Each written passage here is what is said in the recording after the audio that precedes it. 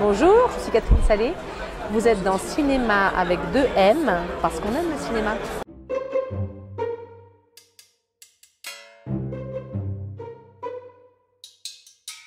On va faire 5 émissions spéciales cinéma ici au FIF et on va faire un premier épisode sur des premiers films belges. Il y en a eu combien au total? Cette édition-ci, en premier long métrage belge, il y en a eu 5. 5. Alors on pourrait commencer par exemple par Parasol, un film de Valérie Rosier qui a été écrit par lui-même mais également par Mathieu Donc. Oui, un film en fait tout à fait éblouissant. C'est mon coup de cœur, quelles que soient les compétitions. Enfin, transversalement, c'est mon gros coup de cœur ici au FIF. C'est un film qui s'est construit de manière assez particulière, en 5 étapes, 5 voyages à Majorque où il a rencontré des gens. C'est à la frontière du documentaire, mais on reste dans la fiction. C'est un portrait croisé de 3 protagonistes.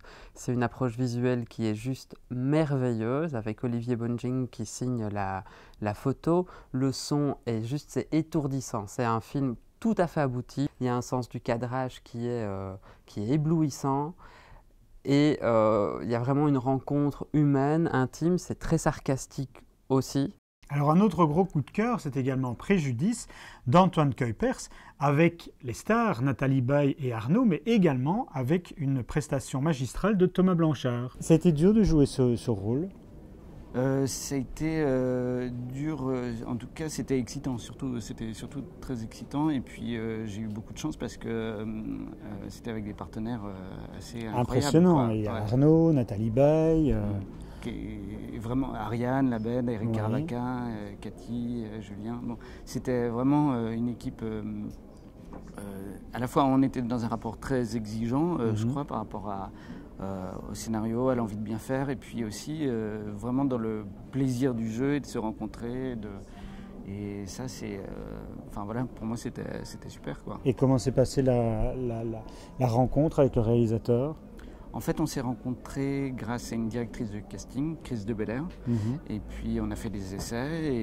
Et puis après, donc voilà, ça s'est fait comme ça. Puis après, on a travaillé. On a beaucoup discuté, en fait, sur et le rôle et ce qui enfin, voilà, les pièges aussi du rôle, le côté un peu performance qu'il pouvait y avoir dans le. Et puis aussi dans l'idée qu'on ne rentre pas dans un documentaire sur une maladie précise ou quoi. Oui. C'est un premier long extrêmement bien écrit, même derrière une forme de simplicité dans le dialogue qui semble d'une banalité confondante, mais il y a vraiment une force d'écriture, c'est une vraie dramaturgie, c'est presque un drame. On est dans un huis clos familial qui est vraiment légèrement oppressant, mais qui fonctionne très bien. On arrive à prendre le pouls d'une famille, on est plongé dans l'intimité de cette famille et ça se transforme vraiment en thriller. Je me tue à te le dire. Ah non. Je me tue à le dire. À le dire, oui, je ne te dis rien en fait.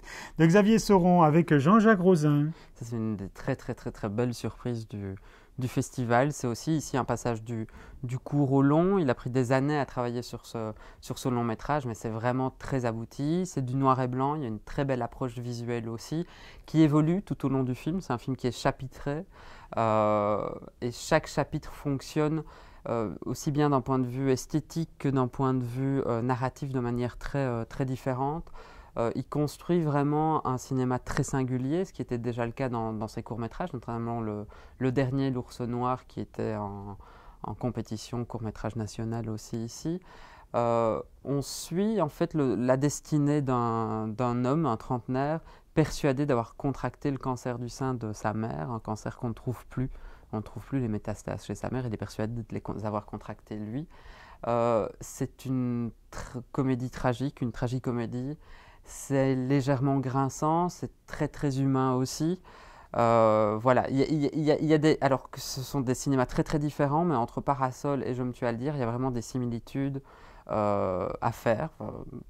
Voilà. Disons que la similitude la plus simple sera de dire que c'est le même directeur photo, Olivier Bonjing, qui est juste une sorte de dieu de la photographie.